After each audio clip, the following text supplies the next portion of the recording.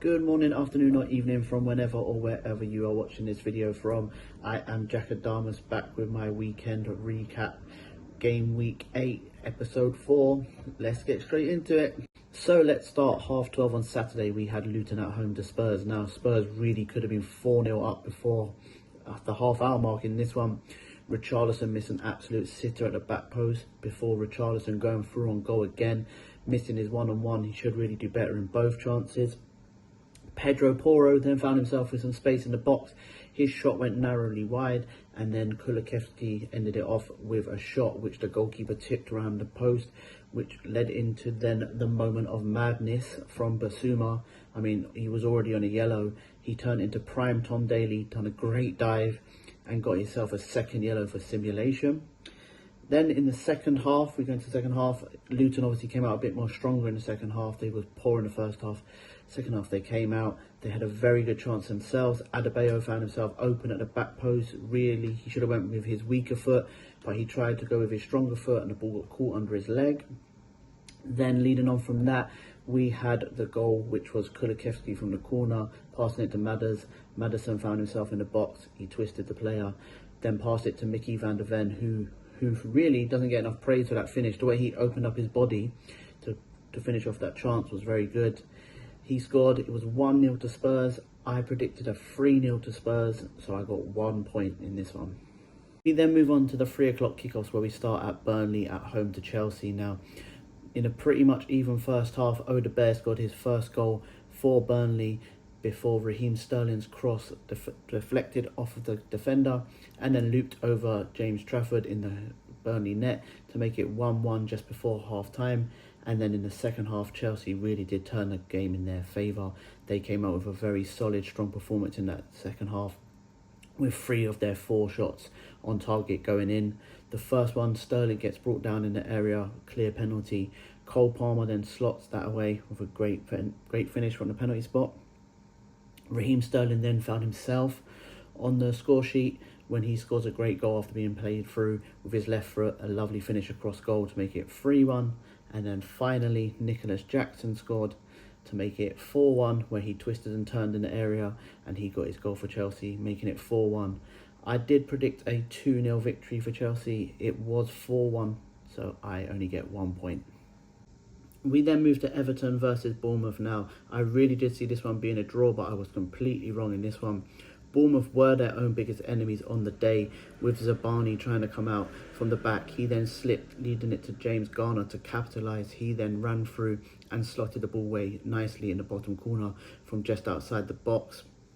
The second goal then came from Neto clashing with Senesi from the corner. The ball then landed to Jack Harrison just outside the box, where he smashed it. A lovely strike with his left foot first time, and it hits the under the bar and goes in. I mean, just a quick one. Doesn't a left-footed strike always look better than a right-footed strike? I don't know why, but yeah. And then Dominic Calvert-Lewin then had a header which hammered off the crossbar towards the end of the first half, which was a very dominating first half from Everton. Going into the second half, Onana dispossessed Smith again, another defensive error, and he then leads on, passes it to the wing. I think it was Mikalenko then crossed it in. Jack Harrison has the header, goalkeeper saves it, it then lands to Decore, who smashes it in to make it 3-0. Now, I did predict a 3-0 in this one. I did predict a 1-1 in this one, I apologise. It was 3-0, I did get 0 points. Next up, we move to Craven Cottage, where Fulham hosted Sheffield United. Now, Fulham did really dominate that first half and could have easily been 3-0 up by half time, although they did go into the break at 0-0. I do want to say that very unfortunate injury to Chris Basham, I do wish him a speedy recovery, because that one did look like a really bad one off the ball incident. In the second half, then Fulham did come out again. They were still dominating. They did get a breakthrough goal when they caught them on a counter attack. I mean, it was a very, very good, well worked goal, team goal that is. Pereira set through Bobby Decova-Reid, who made it 1-0. Then Issa Diop had a moment of madness. I don't know what he was doing. I get it. He came up short because he had an injury, but he decided just to pass the ball to the Sheffield United player McAtee, who then ran through, passed it to the left back, who then crossed it in, and then they made it 1-1 from a Robinson own goal. And then from there, the lovely bit of the weekend was Tom Kearney's strike The one thing I did like about it was the banter between him and Willian after, when he was telling Willian to shh after he struck it, because obviously Willian would have probably been saying don't shoot or something. That is very good. I like to see that on a football pitch, a bit of banter. And then Willian got on the score sheet himself at the end with a good finish to make it 3-1. I predicted 3-0, so I only get 1 point in this one.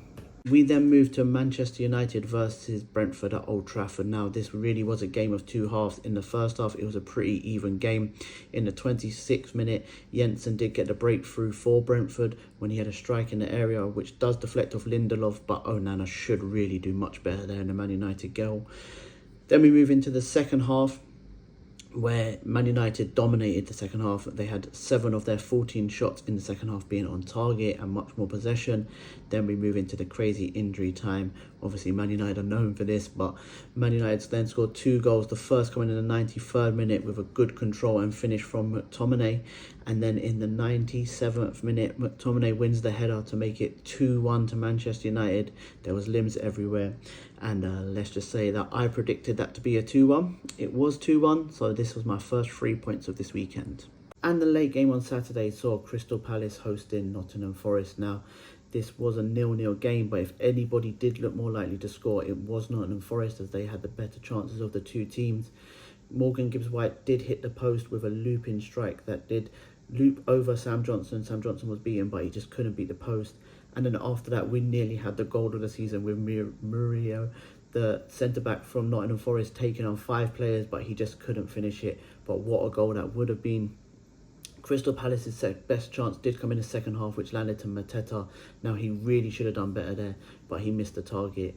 This one was a stalemate. It finished 0-0. I predicted 1-0, so therefore I got 0 points. We then move on to Brighton versus Liverpool. Now, this was a very entertaining game on Sunday. It was end-to-end and anyone could have nicked it.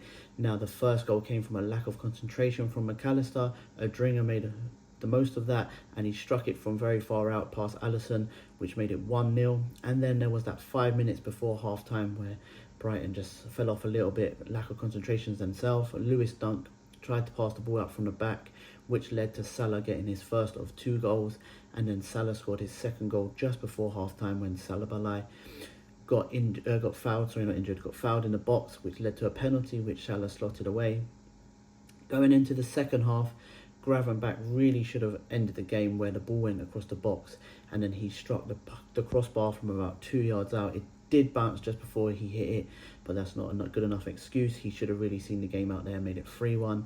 Then Brighton made up for that, with Lewis Dunk made up for it, should I say. He scored the equaliser from a free kick, which was 2-2. The ball came in. I don't know what Robinson was doing there, but he left it, and then Lewis Dunk slotted it away to make it 2-2. And then João Pedro could have won it for Brighton when he skied his shot in the area towards the end to make it 3-2, but he didn't score. This game did finish 2-2. I predicted 3-1 Liverpool, so I got 0 points here. We then move on to the last game on Sunday at 2 p.m. to kick off, which was the West Midlands derby. It is Wolves at home to Aston Villa. Now, in the first half, there wasn't really any chances at all, but Aston Villa did have all the chances in the first half, even though none of them were really clear-cut chances. Moving into the second half, when this game came alive, Hwang does win the ball in the left-back position for Wolves, finding his teammate Neto and running the length of the pitch to then find the cross from Neto to make it 1-0. Then a few minutes later, Pau Torres scored his first goal of the season his first goal for Aston Villa with a ball. Ollie Watkins turned assister this time, and he crossed the ball in to make it 1-1. Then, with 12 minutes added on in the 94th minute, Lamina found himself with his second yellow of the game. So for the last 8 minutes of that, Wolves had to play with 10 men. They did defend very well, and the last kick of the game literally came from an Ollie Watkins header, which hit the post, and it was finished 1-1 here. I predicted a 2-1 for Aston Villa, so therefore I was wrong. I got 0 points. We then move on to West Ham versus Newcastle. Now, both teams are in very good form this season, but in the first half, it was a bit of a boring game in the first half. The only shot on target from either team did go in. When Pope came out, Emerson rounded him. He passed it to Souček, who then passed the ball into the open goal to make it 1-0. Now, my problem every week is with VAR. I have another problem with the inconsistency with VAR and the officials in the Premier League in this game, because Guimaraes got a yellow card. He then should have got a second yellow. He didn't, when he brought down James Ward-Prowse. I mean, it's worse. It's a worse tackle than Yotta's one last week for Liverpool. But the inconsistencies in the officials, they did let play carry on. Now, I always want to see 11 vs 11 on the pitch, but sometimes when players do make rash tackles like that, they should be sent off. He didn't get sent off. Last week, Yotta did get sent off. This is the reason why I have problems with officials in the Premier League. The game did really come to life in the second half with Isak scoring 2 goals. The first one coming from Alvarez, who tried to header it out. It landed to Isak. He then scored, slotted it away from inside the area. And then his second goal came 3 minutes later when Kieran Trippier played an amazing ball across the box. He scored his 6th goal of the season. I don't think he'll score an easier one than that this season because he literally tapped it in from about a yard out. West Ham then did score an equaliser with Kudos scoring his first goal for the club to make it 2-2. And then they could have nicked it right at the end when Jared Bowen's shot/cross didn't find the net or didn't find Ben Rama. This one finished 2-2. I did predict 2-2.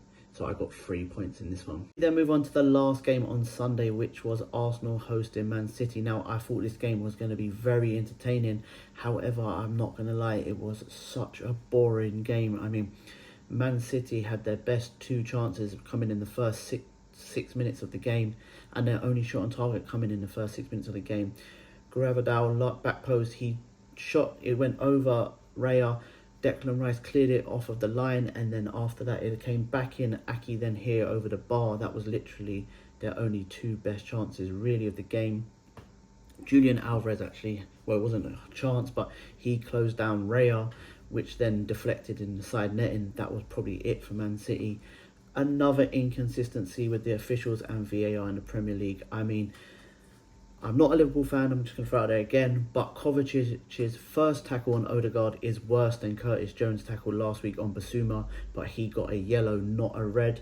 And then he a few minutes later, then makes a clear another tackle, which is a yellow card, but didn't get a yellow. So realistically, he should have got a red and a yellow in that game, but somehow he stayed on the pitch.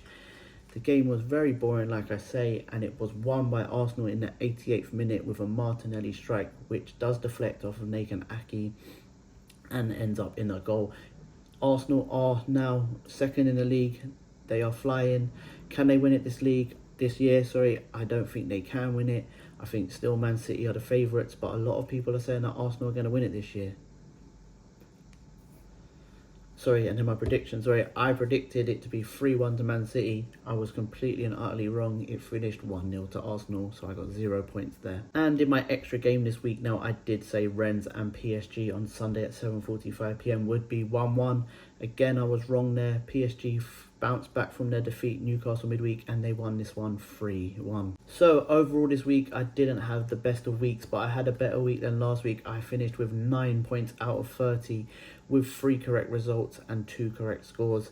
So that leaves me with 9 out of 30 this week. After the international break, I'll be back stronger than ever, better than ever, and I'm going to get in the double figures again. Thank you very much if you are still here at the end of my video. I really do appreciate the love and support I've been getting. I am again on Instagram and TikTok, like I say, so please like, share, follow, and most importantly, please subscribe on the button below on my YouTube videos, please. And remember, the most important thing, if you don't shoot, you can't score. Bye guys, thank you very much.